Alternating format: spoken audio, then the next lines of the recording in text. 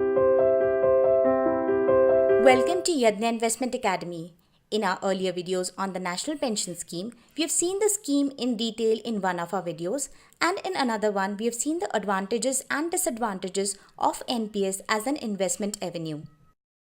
In the current video, we are going to try and answer the question, should you invest into NPS or no? We usually try to utilize all the avenues of saving tax, and Section 80CC D1B is one such avenue, under which tax exemption for Rs 50,000 of investment into NPS is available. This section cannot be utilized for any investments other than NPS. Investments in NPS can be claimed for tax reductions under the overall limit of the Section 80C. But under 80C, there are a lot of other investments for which you can claim tax exemption. But Section 80CC D1B is specifically for NPS. Now, tax exemption should not be a reason for any sort of investments. Different investments suit different needs. So why did the government introduce NPS? Government introduced NPS to offload its pension expenditure and to put a self-sustaining mechanism in place. And that is the precise reason why investment in NPS is compulsory for central government employees and for some state government employees who have joined after January 2004.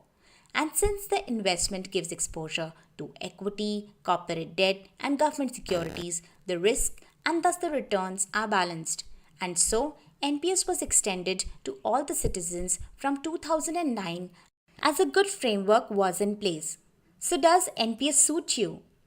If you've not thought of investing for retirement, or you thought about it but your thoughts were not converted into actions, or if you wanted to start investing for retirement but did not know where to invest, then NPS suits you.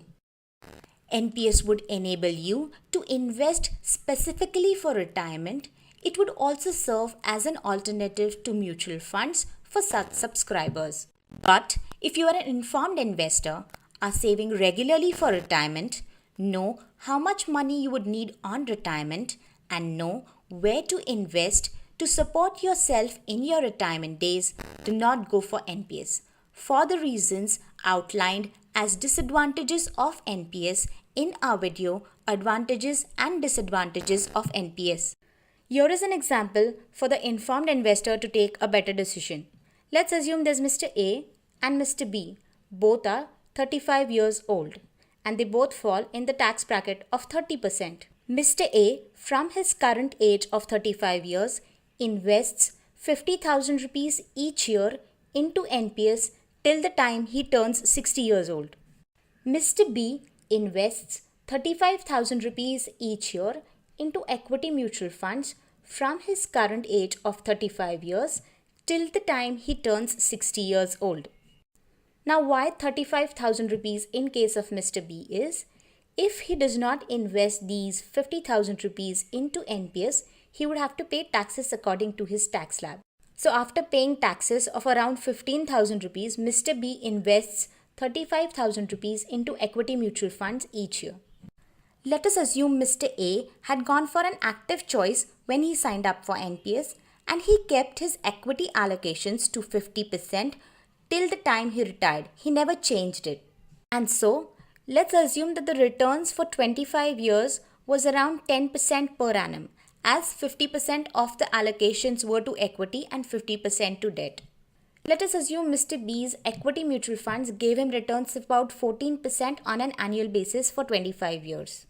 On maturity, that is when Mr. A and B both turn 60 years old, Mr. A would get a corpus of 54.09 lakh rupees, whereas Mr. B would get a corpus of 72.40 lakh rupees. The difference is around 18.31 lakhs.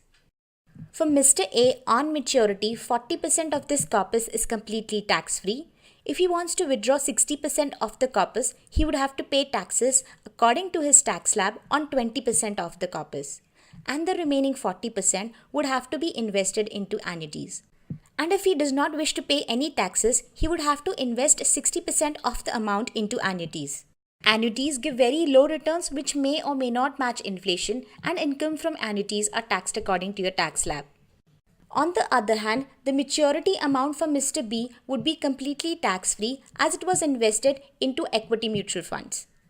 And now Mr. B would be free to invest this entire corpus into a combination of investments that would give him a continuous flow of income. Friends, hope the videos answered the question, should you invest into NPS or no? Thanks for watching the video. Watch this space for more such topics. Until then, happy investing. If you have any questions, let us know in the comment section below our videos. And if you like our videos, please do subscribe. Thank you.